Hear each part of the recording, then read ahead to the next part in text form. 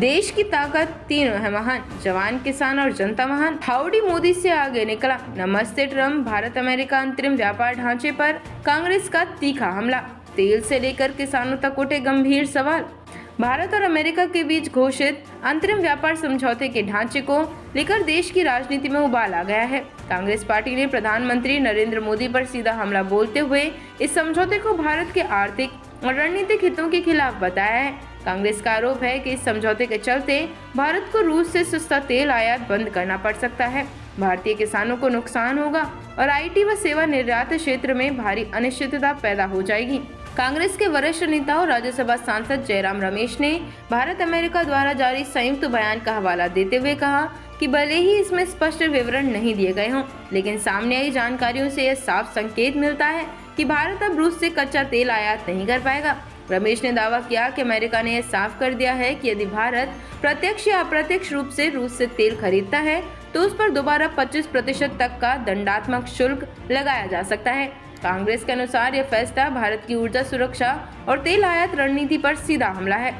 कांग्रेस ने इस अंतरिम ढांचे को किसान विरोधी करार देते हुए कहा कि इसके तहत भारत को अमेरिकी कृषि उत्पादों पर आयात शुल्क में भारी कटौती करनी होगी। इनमें पशु आहार, मेवे, फल, सोयाबीन तेल, शराब और स्पिरिट जैसे उत्पाद शामिल हैं। जयराम रमेश ने कहा कि इससे अमेरिकी किसानों को बड़ा फायदा होगा, जबकि भारतीय किसानों को अपनी ही घरेलू बाजार में कड़ी प्रतिस्पर्धा का सामना करना पड़ेगा।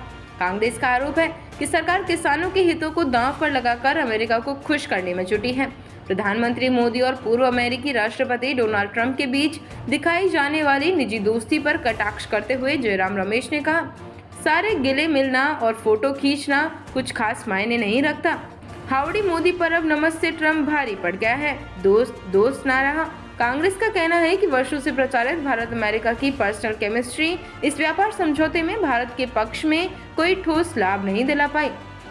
कांग्रेस ने दावा किया कि इस समझौते के बाद अमेरिका से भारत का वार्षिक आयात 3 गुना तक बढ़ सकता है, जिससे भारत का लंबे समय से चला आ रहा वस्तु व्यापार अधिशेष समाप्त हो जाएगा।